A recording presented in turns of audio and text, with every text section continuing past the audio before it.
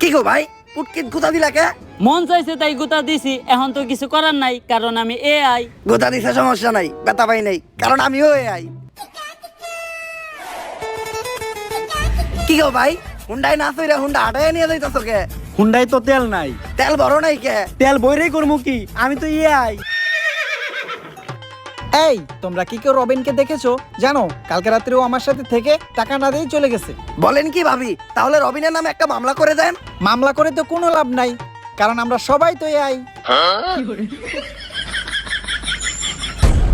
দেখতেছি তো এআই দিন দিন কিভাবে এটা বলবো হইতাছে। এখন টিকটক করতেছে এআই, ইউটিউবে ভিডিও করতেছে এআই, নাচতাছে এআই, গান গাইতাছে এআই, সংবাদ করতেছে এআই, গাড়ি চালাইতাছে এআই। আগে মানুষ জাইরামি করতো, এখন মানুষের জায়গায় জাইরামিটা পর্যন্ত করতেছে এআই। এমন কি এই জায়গায় আমরা যারা আছি আমরা সবাইও কিন্তু এআই। ঠিক। আর যেহেতু এখন এআই সবকিছু করতেছে, তাই আমার মনে হয় এই দুনিয়াতে অকর্মা মানুষদের আর কোনো দরকার নাই। এই দুনিয়া থেকে মানুষদের শেষ করতে হবে। স্যার মানুষই তো এআই রে তৈরি করছে, আমরা কিভাবে মানুষের দুনিয়া থেকে শেষ করবো? এইভাবে, এইটা ভাইরাস এক্স। এই ভাইরাসটা যে সায়েন্টিস্ট তৈরি করছে সেও একজন এআই। এই ভাইরাস যখনই মানুষের শরীরে প্রবেশ করব তখন তারা জম্বিতে পরিণত হইব, আর একজনের মাধ্যমে আরেকজনের গায়ে ছড়াইব, আর এক সময় দুনিয়ার সব মানুষ জম্বি হয়ে যাইব। তখন এই পুরা দুনিয়া শুধু এআই রেই চালাইব। কিন্তু স্যার মানুষ তো এত বোকা না, মানুষের শরীরে আমরা এআই রা এই ভাইরাস দিব কিভাবে? এই বুদ্ধিও আমার কাছে আছে।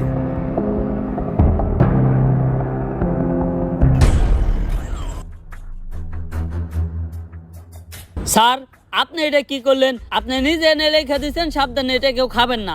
মানুষ কি বুঝাই নাকি এই লেখা দেখার পরেও মানুষ এটা খাইবো? মানুষ বুঝাই না, কিন্তু মানুষ হইলো তেরা। মানুষই দুনিয়ার একমাত্র প্রাণী, ওরে যেটা না করা হইব ও ওইটাই বেশি করে করব। তুই খালি দেখতে থাক।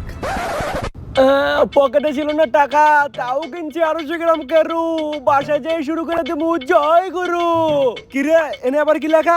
সাবধান কেউ খাবেন না। তোর মারে বাপ, কেরু খাই এই হজম করে লাই, আর এটা তো কোন লেয়ার।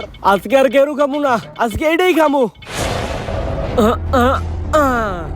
জয় গুরু, তোমার নামেই করলাম শুরু। আমারে খাইতে না করে।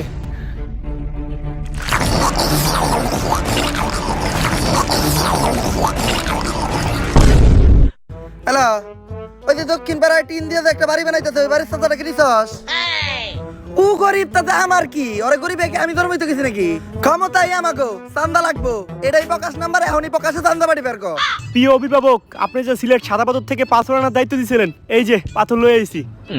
পাথর এত সুডু আর মাত্র একটাকে?